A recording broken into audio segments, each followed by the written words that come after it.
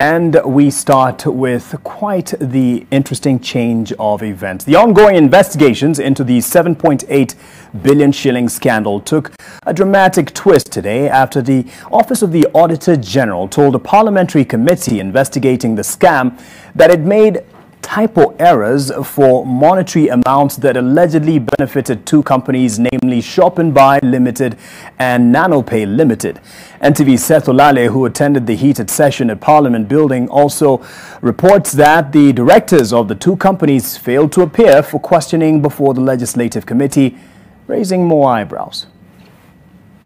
I'm seeing here that you're talking about an error by Shop and Buy. After a month's recess, Parliamentary Committee investigations into the 7.8 billion shillings Kenya Medical Supplies Authority procurement scandal resumed, with the National Assembly Public Investment Committee scheduling a session with the Office of the Attorney General as well as directors of four beneficiary companies, namely NanoPay Limited, Shop and Buy Limited, Megascope Limited, and Medlife Biological Limited.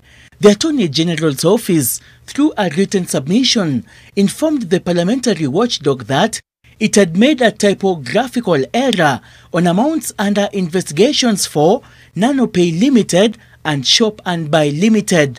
That NanoPay Limited, which was being investigated for benefiting from an irregular tender totaling 340 million shillings for the supply of 50,000 KN95 face masks, each costing about 700 shillings, is now being investigated for only goods worth 34 million shillings. How did that error happen? Because we understand whoever was doing this documentation is somebody who is qualified, who knows what he's doing, and even after doing that, there is a need of verifying whatever you have done. So this idea of every time we're being told that it is an error, it is a typological error, it doesn't buy. It does not buy that. Then the figure should be having a zero. But if it is having another number rather than a zero, then it becomes suspicious. What a coincidence that both companies, they have errors.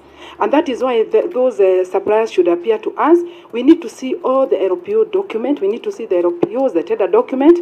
And I also would request our clerk to give us the documents, the ones we were using when we decided to summon here. The Office of the Auditor General did not indicate the new amount Shop and Buy Limited is being investigated for, with officers being forced to leave the session in a bid to make frantic telephone calls in order to come up with required answers. To pile more pressure on the Auditor General, the directors of NanoPay and Shop and Buy Limited failed to show up, forcing the legislative watchdog to summon the directors.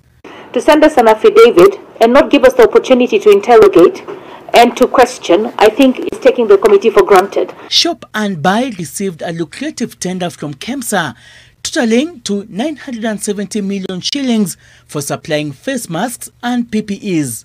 Today's parliamentary session was the first in 2021 as the Ethics and Anti-Corruption Commission as well as various parliamentary committees resume investigations into the KEMSA scandal.